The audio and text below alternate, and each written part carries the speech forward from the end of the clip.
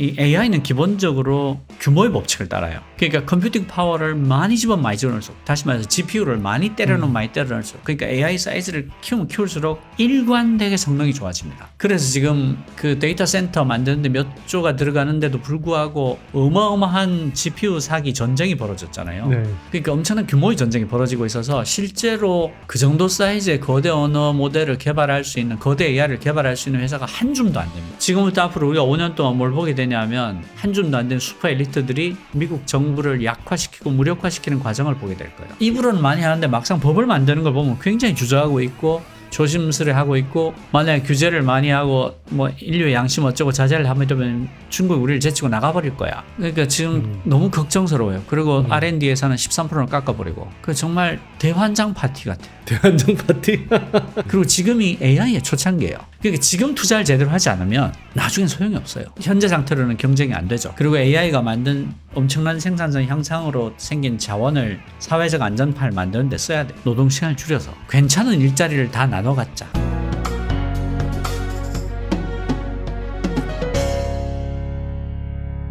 인간의 지능과 지금 인공지능의 지능은 같은 겁니까? 다른 겁니까? 다릅니다. 어떻게 다른가요? 그 제프리 힌턴 교수가 아주 재밌는 말을 했는데, AI에 대해서 굉장히 두려워해야 한다. AGI, 그러니까 Artificial General Intelligence라고 해서 네. 인간의 지능을 넘어서는 지능을 AGI라고 부르는데, 네네. AGI가 나올 수 있다. 나는 진심으로 믿는다. 그런데 사람들이 그걸 깨닫지 못하는 것은, 외계인이 등장했는데 영어를 너무 잘해. 그래서 사람들이 다른 점을 못 느낀다. 그런 상태와 비슷하다. 지금 지구상에는 두 종류의 지능이 나타났다는 것을 인정해야 한다. 생물학적인 지능과 디지털 지능이라는 두 개의 지능이 나타나는데, 얘는 전혀 다르다. 얘가 이것과 전혀 다르다고 해서 그게 지능이 아닌 것이 아니다. 그리고 얘는 아까 제가 왜 전이학습이라고 했잖아요. 한 개라도 뭔가를 알게 되면 즉시 모든 AI가 그걸 공유하게 된다. 그러니까 인간보다도 학습 능력과 속도가 말도 못하게 빠를 수 있다. 그래서 다른 종류의 지능이 나타났다는 것을 인정해야 한다. 이렇게 얘기를 합니다. 한편으로는 그 AGI라는 게 우리가 생각할 때 그냥 인간을 지배할 수 있을 정도의 그런, 뭐 한편으로는 어쩌면 뭐 신적인 존재에 가까운 전지전능한 그런 게 아니라, 인간의 지능과는 다른 차원의 굉장히 뛰어난 지능일 수도 있다. 예, 그렇게 이해하는 게 더 맞는 건가요? 제프리 힌턴 교수가 네. 아주 재밌는 말을 네. 많이 하셨는데, 그 중에 하나가 뭐냐면, 그 사회자가 물으니까 당신은 더 뛰어난 지능이, 더 모자라는 지능에 의해서 컨트롤되는 경우를 몇 번이나 보셨나요? 라고 물어요. 그러니까 다른 종류의 지능인데 어떤 면에서 더 뛰어나다면 인간이 그걸 컨트롤하기 어려울 거다. 저는 이제 그런 예를 드는데, 제가 이창호 구단의 바둑을 한 100번쯤 다시 태어나도 이해 못할 거예요. 존경을 할 수는 있지만. 그리고 제가 100번쯤 다시 태어나도 아인슈타인의 그 물리 이론을 다 이해하지 못할 겁니다. 그러니까 인간은 자기보다 뛰어난 지능을 이해할 수 없어요. 그런 점에서 보자면 어떤 위험이 있냐면, AGI가 탄생하는 시간을 인간이 알아챌 수 있을까라는 질문이 나오는 거예요. 그 내가 이창호가 처음 바둑을 배울 때라면 내가 가르쳐 줄 수 있겠죠. 내가 그래도 한 4, 9번 되니까. 이창호가 한 3일 지나면 저보다 뛰어나실 거 아니에요. 그러면 이창호가 두는 수를 내가 이해할 수 있냐? 못한단 말이죠. 그러니까 지금은 AI를 개발하고 있으면서 이게 아직 AGI가 되지 않은 것 같아 라고 말하지만, 그러면 인간이 걔가 AGI로 넘어서는 순간을 이해할 수 있을까? 그 바둑에 비유해보면 걔가 내 수를 넘어가는 수를 나는 못 알아챌 거예요. 그러면 그거는 결국 AGI가 현실이 된다고 하면 인간이 결국은 제어할 수 없다는 이야기 아닌가요? 그래서 중요한 게 뭐냐면, 제프리 힌턴 교수 같은 그런 분들이 뭐라고 주장하면, 지금부터 AI 관련된 규제와 규율과 법을 만들어야 된다. 지금 준비해야 된다. 왜냐하면 AGI 나타난 뒤엔 늦다. 못할 거다. 그래서 지금 그 너무 늦다는 얘기를 하는 거고요. 그래서 사실은 오픈 AI야, 샘 알트만, 뭐 구글 딥마인드의 데미스 하사비스, 마이크로소프트 빌 게이츠 전부 다 뭐라고 얘기를 하냐면, 빨리 국제적인 규제 기구를 만들어 달라라고 얘기. 빨리 만들어 달라. 이게 핵폭탄이나 팬데믹만큼이나 위험한 물건이다. 공동 성명도 냈어요.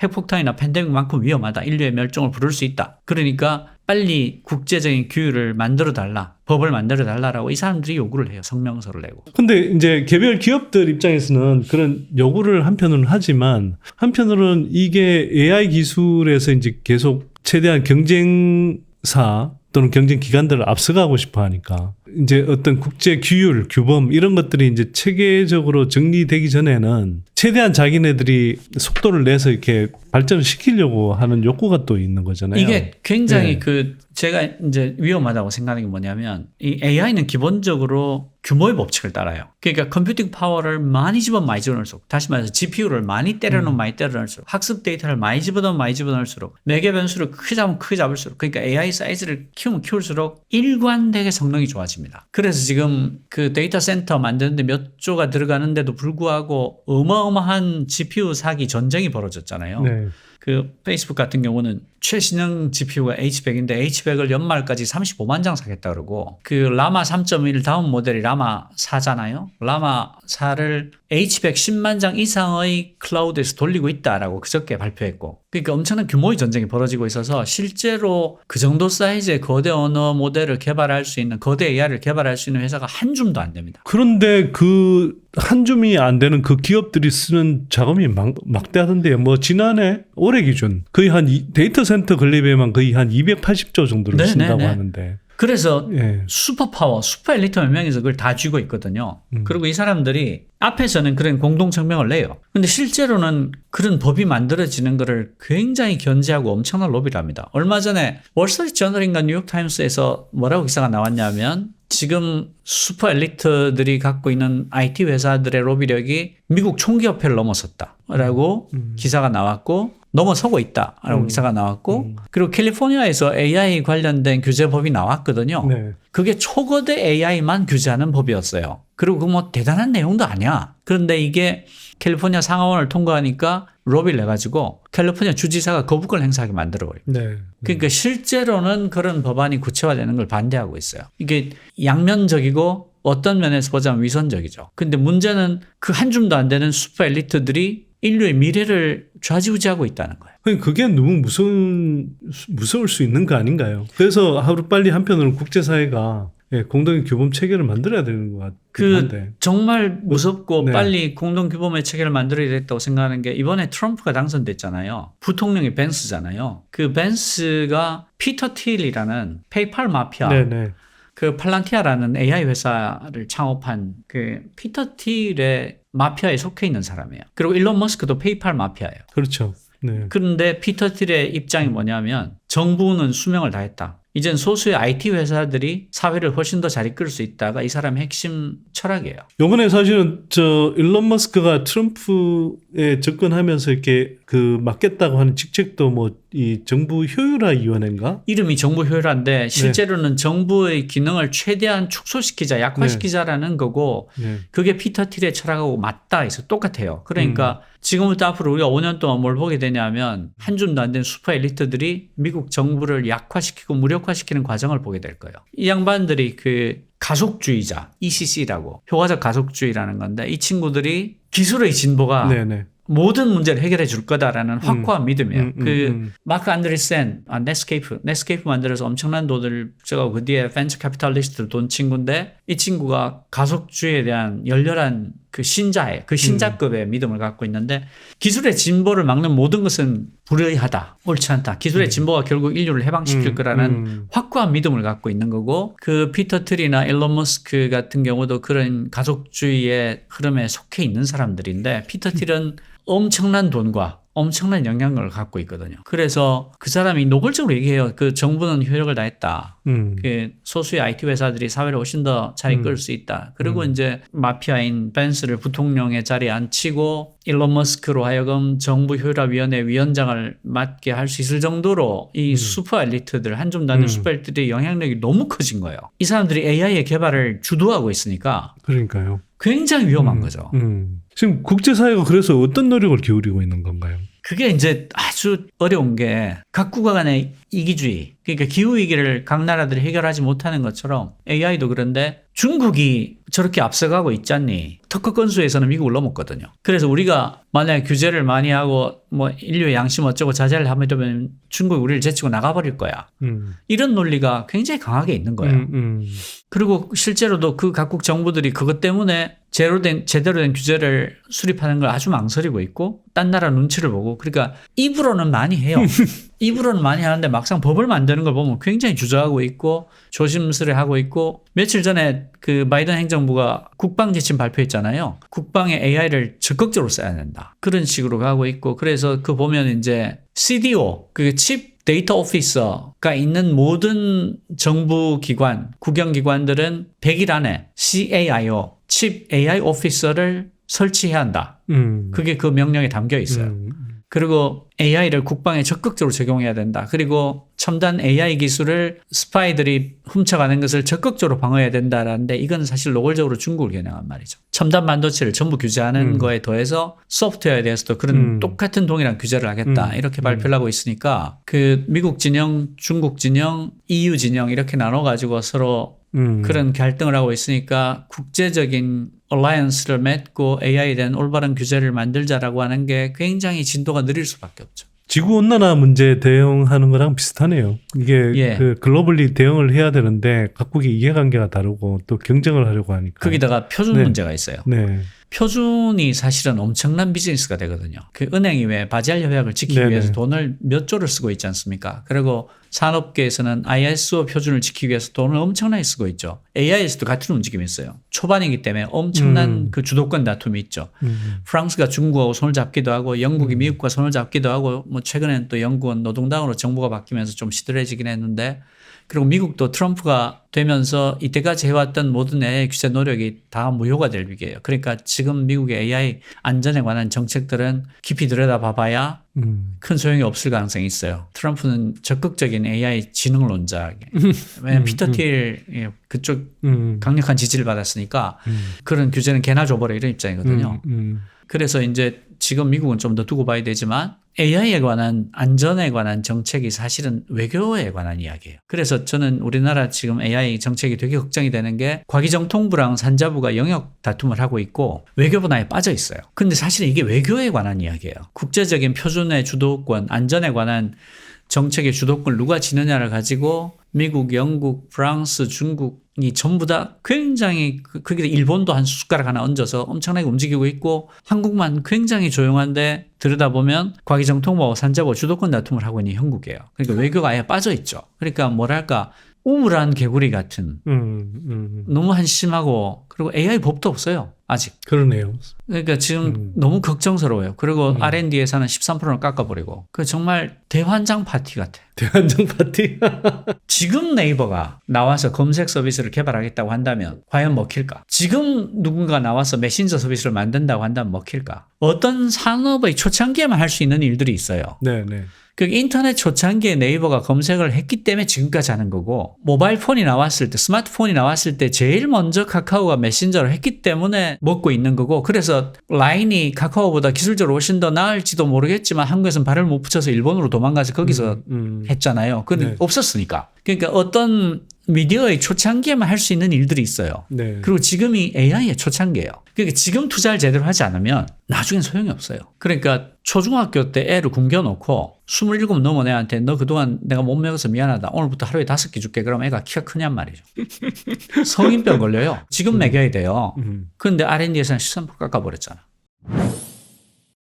근데 그 뭐 국가적으로도 그렇지만 이게 국내에 뭐 네이버나 카카오, 뭐 KT든 SK든 뭐 이런 정도까지 포함하더라도 요즘 뭐 하이퍼스케일러 이런 표현도 많이 쓰던데 그 사람들이 이렇게 뭐 데이터 센터를 구축하고 인공지능 서비스를 준비하고 뭐 여기에 쏟아붓는 그 작업력을 도저히 따라갈 수가 없잖아요. 당장 뭐 말씀하셨다시피 H100조차도 예. 뭐 제대로 이렇게 확보하기가 돈이 없는데 우리가 그러면 인공지능 산업에서 그 한국은 뭘 할 수 있는 건가요? 지금? 그러니까 그게 문제인데요. 뭘 해야 되는 건가요, 그리고? 제가 생각할 때는 한국의 AI 과학자들이 훌륭합니다. 뛰어납니다. Attention is all you need라는 게 트랜스포머라는 모델을 만든 정말 획기적인 논문이었는데 그게 주저자 중에 한 명 한국 사람이에요. 지금 뉴욕대 그래. 교수하시는. 그리고 지금 워싱턴대 김예지 교수도 있고 네이버에도 아주 뛰어난 개발자들이 있고 LG AI 연구소에도 뛰어난 과학자들이 있어요. 그리고 구글이나 뭐 메타에도 한국인들이 많이 가 있고 그러니까 뛰어난 과학자들이 있습니다. 그런데 예산이 모자란 거죠. 그래서 저는 그 메타, 페이스북 같은 데가 H100을 올해 말까지 35만 장 사겠다는 거잖아요. 근데 이제 엔비디아가 그렇게 못 만들기 때문에 못 살 거예요. 근데 이미 10만 장 이상 확보했고 그걸 가지고 라마 4를 돌리고 있는데 대한민국 정부라는 차원에서 보자면 대한민국이 세계 10대 강국이잖아요. H100을 3만 장이든 5만 장이든 살 여력이 있습니다. 그러니까 국가 단위로는 충분히 붙어볼 만한 거예요. 네. 왜 이거를 제가 국가 단위로 붙어볼 만하고 붙어야 된다고 말하냐면 AI 수준을 미국을 100이라고 놓고 보면 2등인 중국이 60점대고 3등부터 8등까지가 38점에서 39점대예요. 그러니까 그냥 차이 나는 게 아니고 줄을 세우면 안 보일 정도로 차이가 나요. 근데 이 나라가 어떤 일을 하고 있냐면 세계 최고 수준의 인재를 유지하고 인재의 다양성을 넓히기 위해서 AI 인프라에 투자를 하겠다. 그래서 내년 말까지 GPU 클라우드를 얼마나 만들 계획이냐면 5만 명의 연구자, 학생 포함해서 1년에 1000시간씩 GPU를 자유롭게 쓰게 해주겠다. 그리고 5만 명이 1000시간씩 자유롭게 쓰거나 혹은 2만 5천 명이 1000시간을 자유롭게 쓰고 챗 GPT 사이즈의 거대 AI를 적어도 40개를 개발할 수 있도록 클라우드를 제공하겠다. 이게 첫 해의 목표고요. 2년차 말이 되면 15만 명의 연구자가 1000시간씩 GPU를 자유롭게 쓰거나 7만 5천 명이 1000시간씩 자유롭게 쓰고 120개 팀이 챗GPT 사이즈의 거대 AI를 마음대로 개발할 수 있도록 제공하겠다. 이렇게 하고 있어요. 미국이. 전 세계 AI 과학자들을 빨대를 꽂아서 빨아들이는 나라가 이렇게 하고 있는 거예요. 그런데 우리는 네이버가 H100도 아니고 H100 밑에 A100을 2000 몇백 장 갖고 있고 최근에 H100을 몇 장 사서 지금 설치하고 있는 중이라 그래요. LG AI 연구소가 AI 연구소에서 2000 몇백 장, LG그룹 전체 털어서 AI 연구소 합해서 3000 몇백 장을 갖고 있어요. 현재 상태로는 경쟁이 안 되죠. 그렇지만 우리가 나라 단위로 H100을 3만 장에서 5만 장 사서 미국 정부처럼 석사, 박사 학생들을 포함해서 1년에 1000시간씩 자유롭게 쓸 수 있게 해주거나 챗GPT 사이즈의 AI를 적어도 10개 이상 개발할 수 있도록 제공하겠다. 이렇게 할 수 있단 말이에요. 우리는 그 정도 돈이 있어요. 그러면 충분히 따라갈 수 있습니다. 그 정부 예산을 상당 부분 할당해야 되겠네요. 그렇죠. 그리고 우리나라가 AI 인재 3대 유출국이에요. 근데 2등이 이스라엘이거든. 이스라엘은 인재가 유출되는 게 아니고요. 미국을 점령하러 가는 거예요.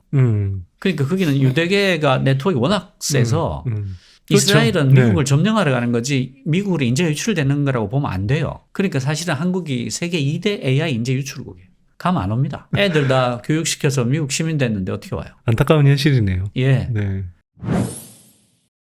아니 이렇게 인공지능 기술이 어마어마하게 이제 빠르게 발달할 텐데 그렇게 빨리 이렇게 발전을 시켜서 글로벌 슈퍼 자본가들이 뭘 하려고 하는 겁니까? 이걸 어디다 써먹으려고 하는 그냥 단순히 서비스에 돈 벌려고 하기 때문에 여기에 엄청난 투자를 하는 것인지 그 위에 다른 것들이 있는 것인지 사람마다 동기들이 다 서로 다르긴 할 텐데요. 일단은 인류가 갖게 된 경험이 있어요.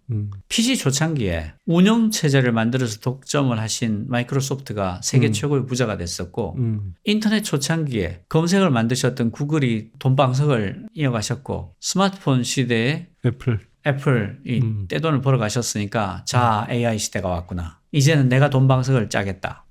그건 뭐 너무 당연한 순서잖아요. 지금 그 새로운 미디어의 탄생의 초창기에 털을 잡은 쪽이 다 가져간다. 그건 벌써 PC에서 인터넷에서 스마트폰에서 계속 되풀이되어 왔던 역사니까 자 입구에서 터 잡는 전쟁이 시작됐습니다. 여기 땅 하니까 와 나가는 거죠. 그래서 몇 조씩 붙는 거예요. 왜냐하면 봤으니까. 그러니까 예전에는 투자가 왜 몇십억 몇백억만 받아도 우와 이랬잖아요. 근데 이제는 돈 자본이 다 아는 거예요. 이거 터 잡으면 다음 미디어가 나타날 때까지 천년 만년 먹고 산다.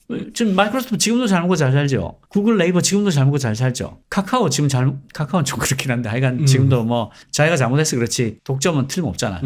그 경험들에 미뤄봐서 이건 놓치면 안 된다. 그게 저는 가장 클 것 같고요. 두 번째로는 그 과학자로서의 호기심이 있을 거예요. 나는 정말 AGI를 보고 싶다. 그 끝에 뭐가 있을까라는 어떤 호기심이 있을 거고요. 그게 근데 판도라의 상자가 될 수 있는 거 아닙니까? 그건 그 사람들이 알 바이죠. 너무 궁금하니까. 그리고 세 번째로는 가속주의. 적인 어떤 믿음이 있어요. 기술이 모든 것을 해방하리라. 라는 확고한 믿음.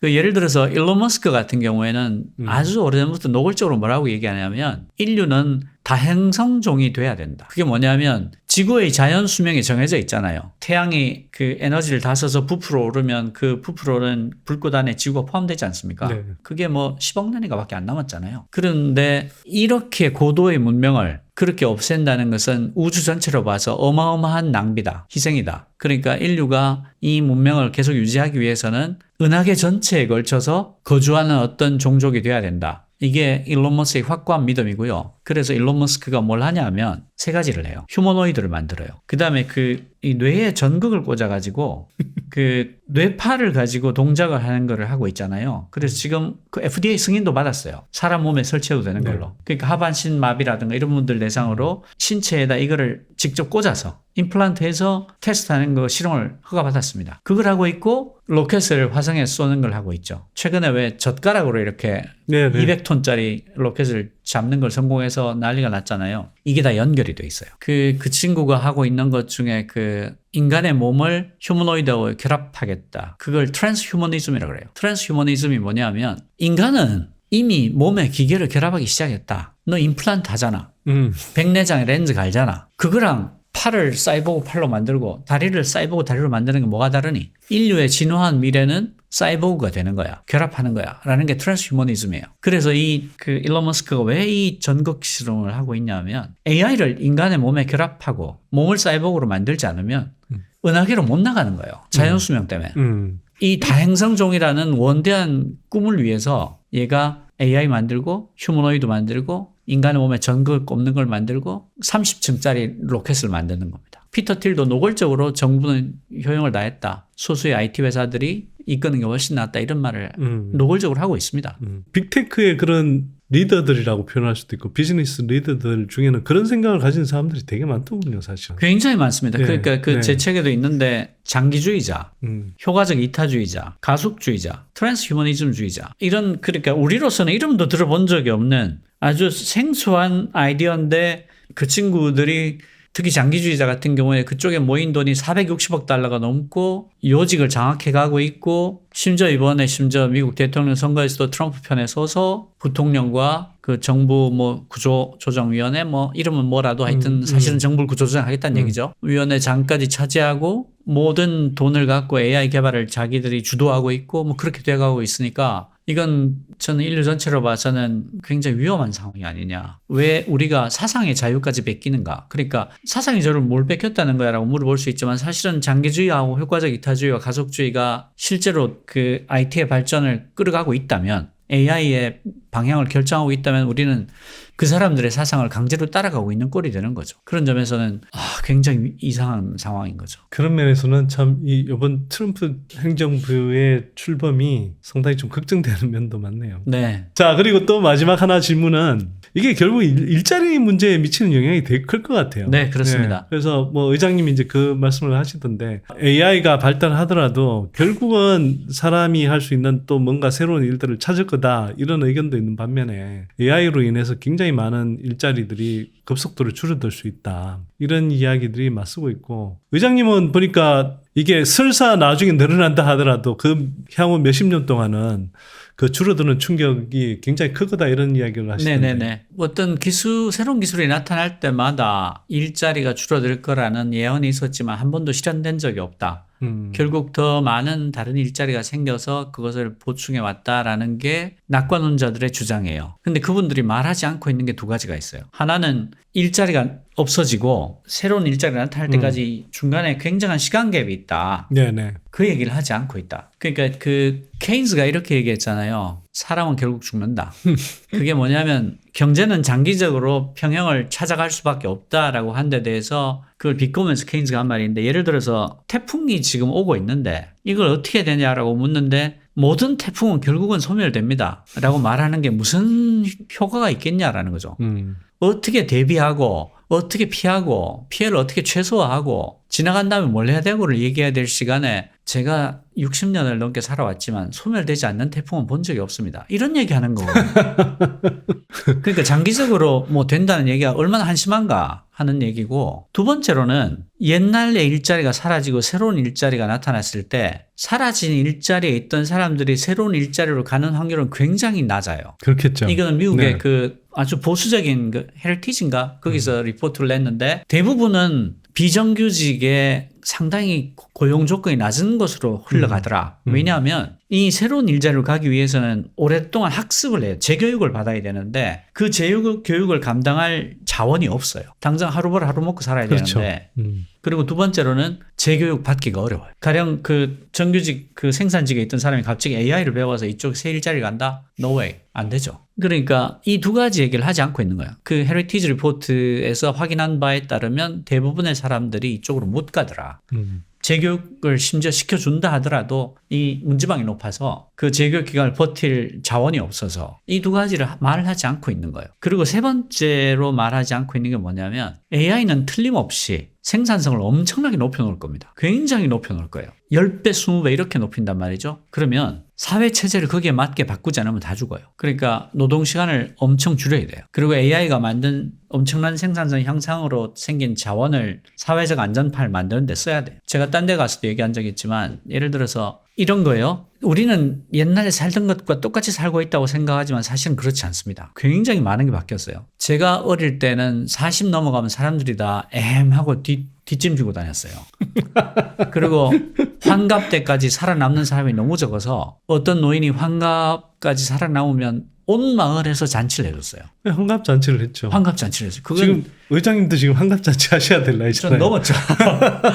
넘었는데 지금은 환갑 잔치를 아무도 하지 않잖아요. 70도 안 해요. 한 90이나 돼야 할까? 그 반면에 기술은 어마어마하게 빨리 발전하고 있어요. 가속도를 뛸 수밖에 없습니다. 기술은 가속을 뛸 수밖에 없는 게 누적되고 중첩되거든요. 그러니까 옛날 살던 세상과 지금 세상은 다른 세상이에요. 어마어마하게 다른 세상. 완전히 달라졌어요. 네. 그걸 인정을 해야 됩니다. 그런데 시스템은 별로 안 바뀌었거든요. 그러니까 지금 우리가 내용에 맞지 않는 형식을 갖고 있는 거예요. 거기서 오는 이 마찰음과 불협화음과 내야 되는 비용이 엄청나요. 그래서 제가 생각하는 것은 노동시간을 대폭 줄이지 않으면 안 된다. 같은 시간을 다 일하면 엄청난 과잉 재고와 그 재고로 말면 엄청난 과잉 실업이 생길 수밖에 없다. 그거는 불을 보듯 뻔하다. 그건 내일 태풍 온다는 얘기하고 똑같다. 그걸 줄이는 방법은 노동시간을 줄여서 괜찮은 일자리를 다 나눠 갖자. 그리고 사회적 안전판을 만드는 데 쓰자. 그리고 일생에서 3번의 안식년을 허용하자. 그러니까 연금을 젊을 때 주자는 거예요. 1년씩. 재교육할 수 있게. 아, 나 지금 이번에 번아웃 됐다. 혹은 너무 기술 따라가기 어렵다. 나 1년 동안 재교육을 받겠다. 라고 하면 인생에 3번을 다 손을 들어서 안식년을 가질 수 있게 하자. 그래서 가령 예를 들어서 저는 고등학교 졸업하고 대학 가기 전에 한 1년을 전 세계 여행 다니거나 아니면 국내에서라도 이 일 저 일을 해보면서 놀게 하는 게 정말 필요하다고 생각해요. 세상 경험을 하게 하는 게. 그리고 중년에 한번 반드시 쉬어야 된다고 생각합니다. 왜냐하면 저를 보면 PC는 대학 졸업하고 군대 제대하고 친구 자취방에서 받고 인터넷은 30대 초반에 받고 스마트폰은 말할 수 없는 나이에 받고 AI도 거의 환갑 돼서 받잖아요. 그 3개, 4개가 다 세상을 완전히 바꿔놓는 어떤 것이었단 말이죠. 그리고 적응이 필요하고 공부가 굉장히 많이 필요한 어떤 것이었어요. 근데 앞으로 그런 게 계속 나올 거란 말입니다. 그러면 중년에 한번 작년에 한번 손을 들고 도저히 적응을 못하겠다. 나 재교육을 받고 싶습니다 했을 때 연금을 지급을 해서 안식년을 주고 세상에 적응할 공간을 주는 게 이 바뀐 세상에 적응하는 사회제도의 하나일 수 있다라고 저는 생각을 해요. 세상의 변화는 옛날에는 50년 단위였는데 지금은 10년 단위, 5년 단위잖아요. 근본적으로 바뀐 이 두 가지에 적응하는 제도를 만드는 게 맞죠. 과거와는 다르게 과거에는 사실 제가 2017년에 일의 미래라는 책을 쓸 때만 해도 이게 육체를 쓰든 인지 노동을 하든 상대적으로 좀 정형화된 그런 네. 일자리들이 우선적으로 이렇게 대체되고 좀 창의성이 요구되는 이런 일자리들 때는 상대적으로 좀 안전할 거다 이런 진단이 많았는데 이제는 그것도 아닌 것 같아요. 작가 물론 이제 톱스타나 이런 사람들은 여전히 이제 그 사람들의 어떤 지위를 가지겠지만 웬만한 작가나 배우까지도 이렇게 대체할 수 있는 단계가 됐다라고 하면 이건 정말 무서운 세상 아닐까 한편으로는 일자리 관점에서 보면. 당장 아까 이제 생산 이게 우리가 효율성이 올라간다라고 10배가 올라간다라고 하지만 거꾸로 이야기하면 이게 10사람이 하던 일을 한 사람이 할 수 있다는 뜻이잖아요. 일자리가 증발하고 있다는 뜻입니다. 네. 예. 그러니까 저도 생각해보면 당연히 그럴 것 같은 게 실제로 그 뭐 국내도 그런 서비스 지금 준비하는 사람들이 있더군요. 보니까 뭐 예전 같으면 뭐 당연히 기자들이 기사를 쓴다고 생각하지만 이제는 뭐 그냥 인공지능이 충분히 쓸 수 있는 단계인 거고 사실은 보도자료 어지간한 뭐. 기사는 AI가 다 쓸 수 있습니다. 그러니까요. 그 지금도 네. 사실은 보면 네. 한국은 언론 질이 되게 낮아서 기사 상당수가 보도자료 그냥 베낀 거예요. 그 맞습니다. 보도자료를 네. 기사처럼 써줘야 돼요. 옛날에 안 그랬거든요. 지금은 보도자료를 어떻게 주냐면 컨트롤 C, 컨트롤 V 하면 되도록 써줘야 돼요. 그러니까 복사해서 붙여넣기 하면 될 정도로 써줘야 되고 실제로 붙여넣기를 합니다. 아니 그래서 그걸 그런데 이걸 또 사람이 직접 그 보도자료를 쓰는 게 아니라 AI가 쓸 수 AI가 있죠. 예. 보도자료를 쓸 수 있도록 하는 또 서비스도 이제 준비하고 있는. 사람만큼 잘 씁니다. 그러니까요. 그러니까 참 놀라운 변화들이 엄청나게 빠르게 일어나고 있습니다. 네. 자, 오늘 뭐 주어진 시간 안에 뭐 다 충분히 이야기하지 못했고요. 사실 뭐 지금 나누던 이야기도 더 뭐 들어가고 싶은 뭐 욕심이 있습니다만 뭐 나머지 궁금증들은 박태웅의 AI 강의 2025 읽어보시고요. 또 기회 봐서 또 의장님 한 번 더 모시도록 하겠습니다. 자, 오늘 나오셔서 장시간 좋은 이야기 들려주셔서 감사드립니다. 고맙습니다. 불러주셔서 고맙습니다. 네.